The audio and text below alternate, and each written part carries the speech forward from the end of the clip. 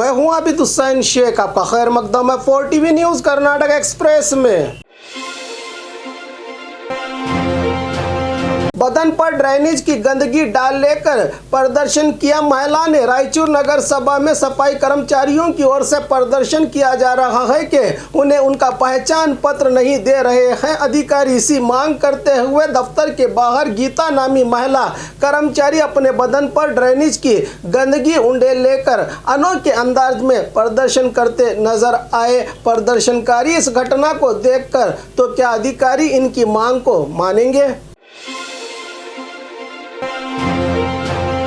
बस व्यवस्था को लेकर भारी बारिश में स्टूडेंट्स का प्रदर्शन। आज के इस डिजिटल और स्मार्ट इंडिया में स्टूडेंट्स को अपना हक पाने के लिए कितने बड़े बड़े बलिदान देने की नौबत आ चुकी है। ऐसा ही एक नज़ारा देखने को मिला गुलबर्गा जिला सेडम तालुका के मुधोड़ गांव में। सही बस व्यवस्था न होने को लेकर लड़कियां भारी बारिश में अपनी जान की परवाह न करते हुए बस को रोककर बस व्यवस्था देने की मांग करती नजर आई। यही तो है हमारे देश का भविष्य, जिन्हें सरकारों ने आज भारी बारिश में भी भीगने पर मजबूर कर दिया है। इसी जिले से ईशान्य कर्नाटक बस संस्था के अध्यक्ष बने हैं। इन्हीं के क्षेत्र में आज बस न होने से स्टूडेंट्स को ये दिन देखने पड़ रहे हैं।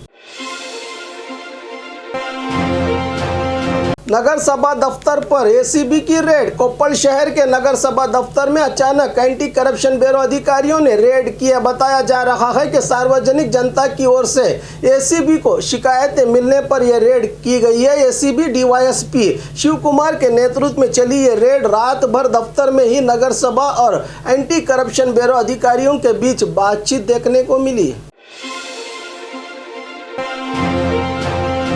वाटरमैन ने की खुदकशी की कोशिश। मैसूर जिला नंजनगुडु तालुका के निराले ग्राम पंचायत व्याप्ति में 8 साल से वाटरमैन के ओहदे पर रहे कुमार स्वामी को पंचायत के अध्यक्ष और पीडीओ ने नौकरी से निकाला था। इस पर वाटरमैन ने कोर्ट जाकर लड़कर कोर्ट से फैसला लाया है कि दोबारा नौकरी पर लिया जाए, लेकिन इन्हें अब तक काम पर लेने से अधिकारी और अध्यक्ष इनकार करने से परेशान होकर दफ्तर के बाहर जहर पीकर खुदकशी करने की कोशिश की है। वाटरमैन ने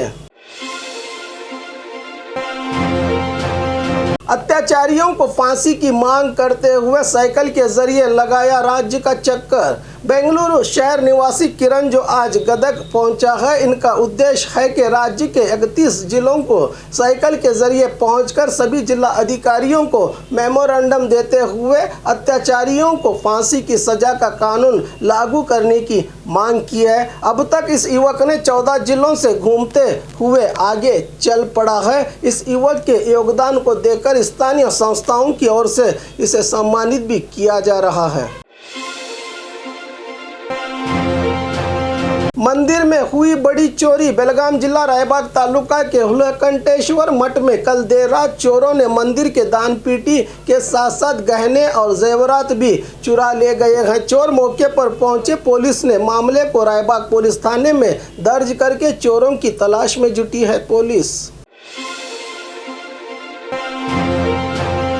नर्सिंग स्टूडेंट्स में शुरू हुआ कोरोना पॉजिटिव का डर। बेंगलुरु शहर के विक्टोरिया नर्सिंग कॉलेज के हॉस्टल में 7 स्टूडेंट्स को कोरोना पॉजिटिव हुआ है। इस हॉस्टल में कुल 150 स्टूडेंट्स रहते हैं, लेकिन कॉलेज मैनेजमेंट की ओर से अब तक कोई कड़ा कदम नहीं उठाया गया। साथ में आज से कई सांस्कृतिक कार्यक्रम भी शुरू हो रहे हैं इस कॉलेज में, जिस पर सार्वजनिकों में खूब विरोध देखने को मिल रहा है। कमर्शियल टैक्स दफ्तर को मिली बॉम्ब की धमकी। मैसूर गुड्स सर्विस टैक्स दफ्तर में बॉम्ब रखने की धमकी पुलिस को एक कॉल करके दी गई थी। पुलिस को जानकारी मिलते ही जॉइंट कमिश्नर मंजुनाथ को जानकारी देने पर वहां से बाहर भागे सभी अधिकारी। इस पर पुलिस विभाग ने पूरे दफ्तर की छानबीन में लगी है, जिससे जनता में डर का माहौल बना हुआ है इस इलाके में। गणेश विसर्जन के दौरान व्यक्ति पर चाकू से हमला। बेलगाम जिला सडलगा गांव में कल देर रात गणेश विसर्जन के मौके पर महाराष्ट्र कोल्हापुर निवासी विष्णु पर चाकू से बदमाशों ने हमला किया है। घायल को तुरंत अस्पताल ले जाया गया। विसर्जन के मौके पर डीजे म्यूजिक लगाकर युवक नाचते नजर आए। पुलिस मौके पर रहकर भी अनजान बनी रही। बारिश से रास्ते पर पानी ही पानी। राज्य भर में हो रही भारी बारिश से बेंगलुरु ग्रामांतर हसकोटे के अंबेडकर कॉलोनी के रास्ते पूरी तरह से पानी में भर चुके हैं, जिसमें टू व्हीलर और ऑटो के आधे हिस्से पानी में डूबे हैं। इस पर कोलार हॉस्पेट रोड में पानी भर जाने से ट्रैफिक जाम होते नजर आया, जिस पर स्थानीय अधिकारियों ने अब तक कोई कदम नहीं उठाया। आक्रोश व्यक्त कर रही है जनता।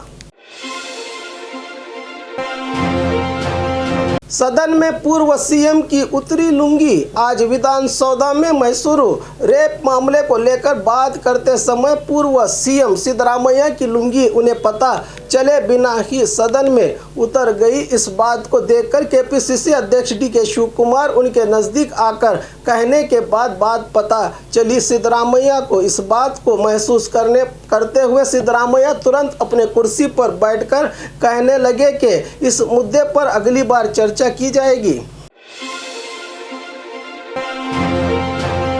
घरेलू तेल में मिलावट, अधिकारियों ने की रेड। बीदर शहर के गांधीगंज इलाके में रहे 3 ऑयल रिपैकर्स के गोदामों पर रेड हुई है। यहां पर सोयाबीन के तेल को रुचि सनफ्लावर ऑयल के पैकेट में पैक करके करोड़ों का व्यापार किया जा रहा था। इसकी शिकायतें जिला अधिकारी एमआर रवि को मिलते ही फूड और कमर्शियल टैक्स अधिकारियों ने रेड करके इस तेल के सैंपल को ले जाकर टेस्ट करने का काम कर रहे हैं। अधिकारी हैदराबाद से मिलावटी सोयाबीन तेल को लाकर सनफ्लावर ऑयल के नाम से बेचने की कालाबाजारी पर अधिकारियों ने अब रोक लगा दी है।